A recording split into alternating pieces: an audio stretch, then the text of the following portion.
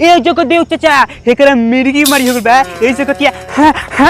मिर्गी की बीमारी नहीं के भरे बुरबकवा एकरा पिछवाड़ा में कोनो डाल देल बा ऐसे कतिया चाचा ये सवेरे सवेरे क्या मेरे को यही देखने का अरे दादा रे दादा भाई लोग तो नहीं हो इशारा देखो लोग ना हाँ रुक दो जगदेव चाहिए जो तू वीडियो रुक दो तनी भाई लोग ध्यान से देखो लोग हाँ हमारा जैसे लड़का नु ऑर्केस्ट्रा देखे जालन से तो सोचलन से कि ये सब इशारा मत हो और भाई लोग ऑर्केस्ट्रा तो भाई लोग सब कुछ देखेला बुढ़वा जवान लड़का फैका मुतहू वाला लड़का ऑर्केस्ट्रा देखेलन सन और यही में एकनी के वैसे इशारा करलन सन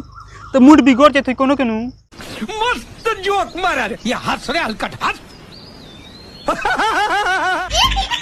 ना भाई लोग तू ही लोग बताओ लोग जब बुढ़ावा आदमी ऑर्केस्ट्रा देखो तो हेंगो आँख में चश्मा लगा के हेंगो और ऐसा ऑर्केस्ट्रा वाली इशारा कैली सन तो बाबा लोग के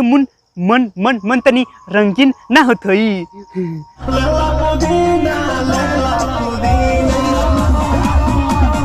लार कैले बरुआ बसे जग मतरू कुताऊ उनका तरू करतरू हम मोर दिमाग क्यों ही ज्यादा हमरा के खिस्मत मगाओ न तो लारे पर पेल के टांग देम आ ए जगदेव चाचा तू चलो पवन भैया के गाना लगाओ ये पुदीना हसीना बाग रे ये पुदीना ना बेचला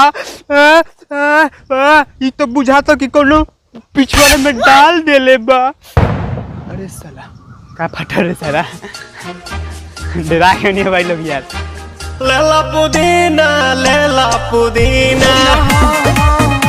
हम साचो मुचो कहतनी भाई लोग कि ये गाना पर हम रोस्ट कर दिल बनी हमरा अब के याद पड़ता बाग रे भुला गनियो हे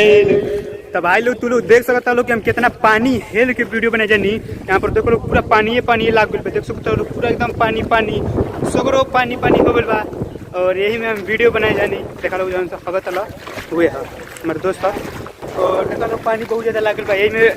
हेल के वीडियो बनाए जानी और तू लोग यार वीडियो लाइक ना मार लो प्लीज़ वीडियो लाइक मार दिए लोग यार देखा तो कितना पानी